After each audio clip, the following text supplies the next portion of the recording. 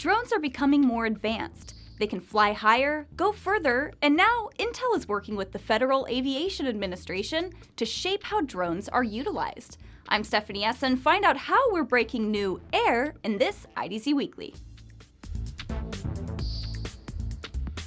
Intel is joining the FAA and other industry participants to foster innovation and to shape the global standards and practices for unmanned aircraft systems like drones. Intel's assistance builds on last year's foundational work with the Unmanned Aircraft System Traffic Management Trials conducted by NASA and the FAA to develop and test drone guidelines for collaborative communications and navigation. Now the FAA has initiated a program designed to explore ways to safely expand cutting-edge drone operations into the national airspace by pairing state, local, and tribal governments with unmanned aircraft operators. This project is called the Unmanned Aircraft System Integration Pilot Program.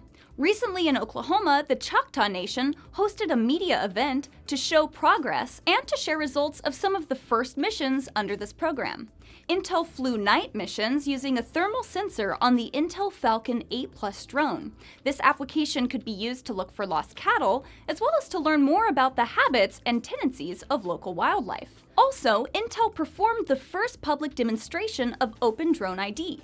This is an open standard that offers a solution for remotely identifying and tracking unmanned aerial systems. Future missions with the Choctaw Nation may include drones for agricultural applications and public safety and infrastructure inspections, with planned beyond visual line-of-sight operations over people. The plans are to invest in mobile ground-based detect and avoid radars and advanced weather infrastructure.